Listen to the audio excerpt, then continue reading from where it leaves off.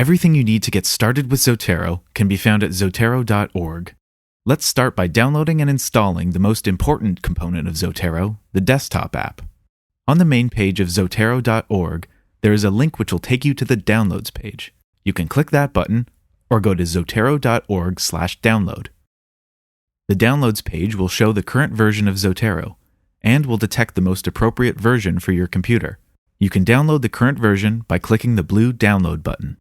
If you're downloading Zotero on a Mac computer, clicking the button will download a .dmg file named after the current version of Zotero. To install the app, open up the DMG file and drag the Zotero app into your computer's Applications folder. The DMG file will likely contain a shortcut to your Applications folder to make this process even easier. At this point, you will be able to open the Zotero app from your Applications folder. If you're downloading Zotero on a Windows computer, clicking the button will download a .exe file with a name that reflects the current version of Zotero. To install the app, open up the exe file and click Run. You'll be asked for confirmation to allow the program to make changes to your computer. So click Yes and follow the on-screen instructions. Zotero will open automatically once the install is complete, and it can be accessed anytime from the Start menu. To get the most out of Zotero for gathering online sources, we will be setting up the companion browser extension next.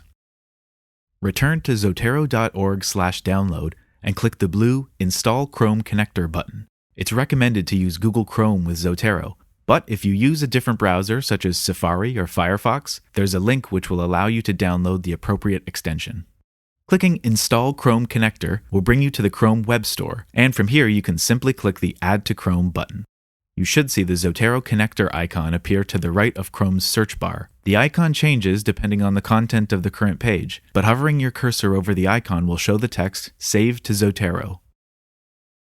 With the Zotero app and Zotero connector, you have everything you need to easily save content and generate citations while researching. If you're ready to put Zotero into action, check out our Creating Resource Collections with Zotero video.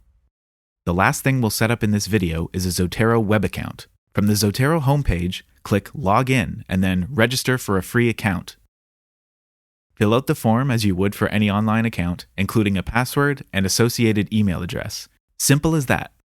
With a Zotero web account, you get a small amount of online storage, as well as some other collaboration options, which we explore in our Collaborating with Zotero video. These three components give you all the tools you need to support your research with Zotero. Take a look at our other videos for more tips on using these tools to their full potential.